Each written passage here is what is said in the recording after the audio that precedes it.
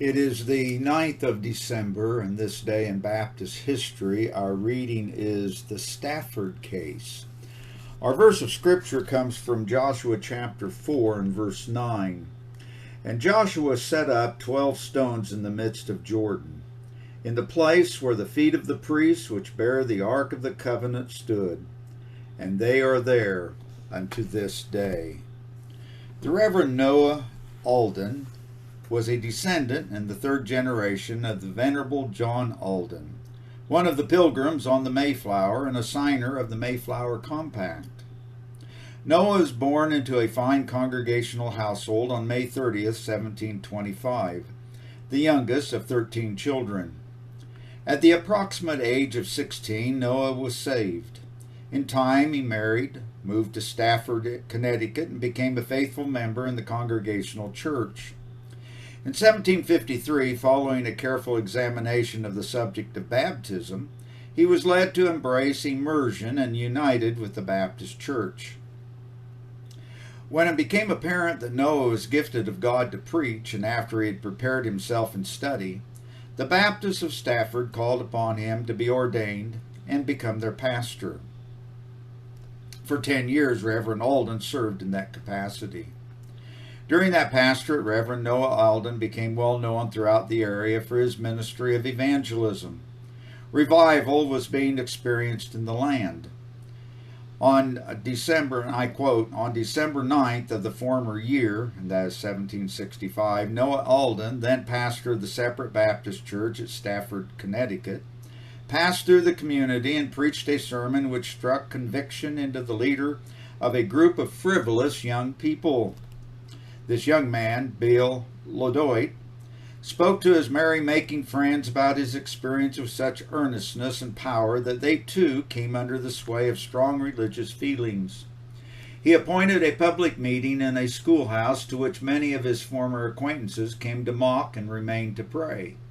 They stood like men amazed, while Lodoit spoke to a crowded auditorium with such convincing force that some 40 young people were converted.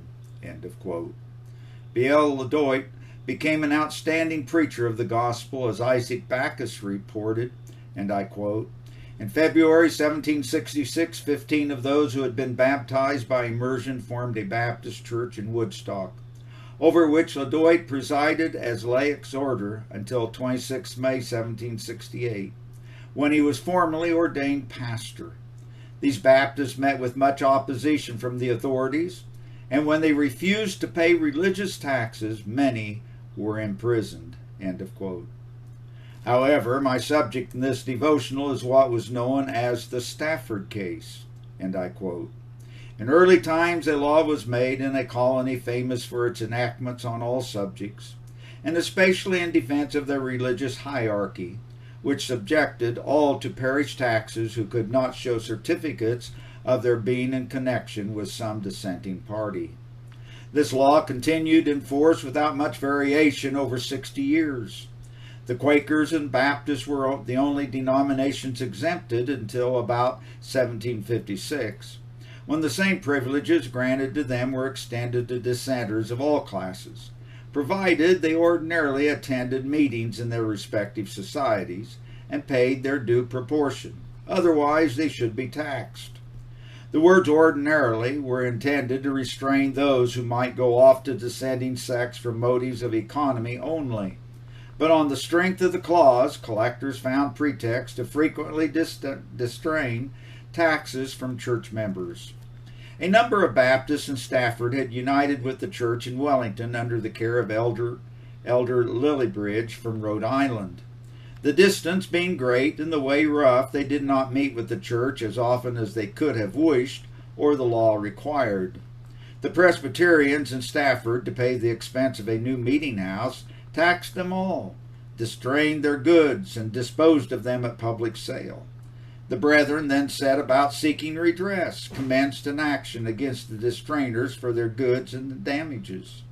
The affair went through 2 courts. In the second, the counsel for our brethren pled that they were Baptist sentimentality, practically and legally.